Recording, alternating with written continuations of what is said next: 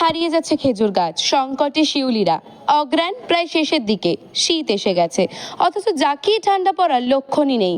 বাংলার খেজুর রস ও গুড়ের সুনাম বিশ্বব্যাপী। খেজুর গাছ থাকলেও রসের যোগান আশানুরূপ হচ্ছে না, ফলে চাহিদা থাকলেও গুড়ের উৎপাদন কমেছে। উত্তর 24 পরগনার বারাসাত 2 নম্বর ব্লকের কামদুনি, কীর্তিপুর, শাসন, ফলতি, আমিনপুর, গুস্তিয়ার বিস্তীর্ণ অঞ্চল জুড়ে খেজুর গাছ ছিল। ফলে এই অঞ্চলে গুড় শিল্প গড়ে উঠেছিল। গুড় প্রেমীদের কাছে এই অঞ্চল ছিল অত্যন্ত গুরুত্বপূর্ণ। রাজ্যের বিভিন্ন প্রান্ত থেকে ভিন রাজ্যের কামদুনির গুড়ের কদর ছিল শীর্ষে, এমনকি বিদেশের বাজারেও এই অঞ্চলের গুড়ের অত্যন্ত চাহিদা ছিল। কিন্তু বেশ কয়েক বছর ধরে খেজুর গাছের সংখ্যা কমতে শুরু করে। গাছ থাকলেও রসের পরিমাণ কমে যাওয়ায় দুশ্চিন্তায় রয়েছেন শিউলিরা। চাহিদা অনুযায়ী গুড়ের যোগান দিতে তারা হিমশিম খাচ্ছেন বলে জানালেন। আয় কমে যাওয়ায় অধিকাংশ শিউলি খেজুর গাছ কাটার কাজ ছেড়ে অন্য পেশায় যুক্ত হয়েছেন।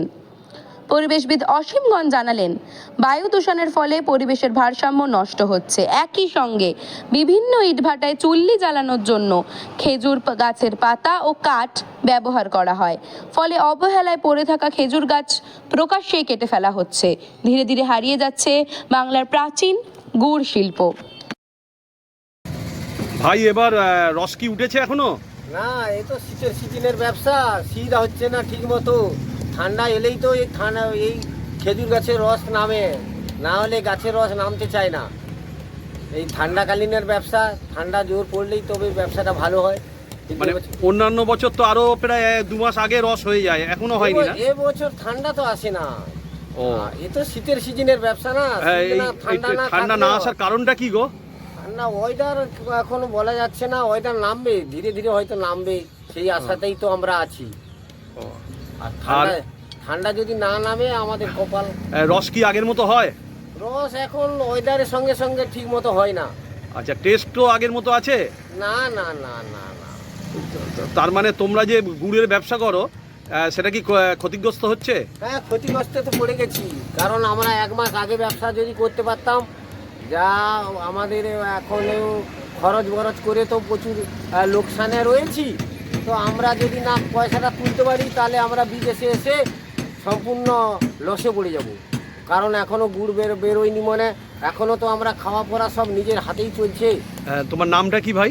তাপস।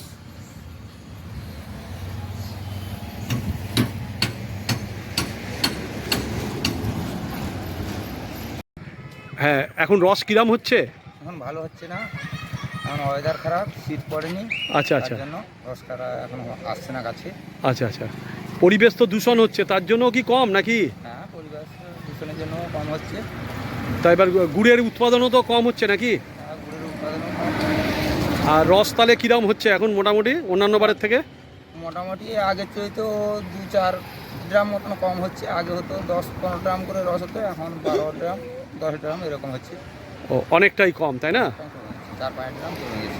আচ্ছা আচ্ছা, তার মানে গুড়ের ব্যবসা, তোমাদের রসের ব্যবসা এখন খুবই খারাপের দিকে যাচ্ছে। হ্যাঁ, খারাপ। তোমাদের তাহলে অবস্থা কীরকম এখন? এখন অবস্থা ভালো নয়।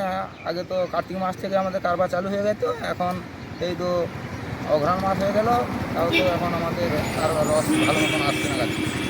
তোমার নামটা কি ভাই?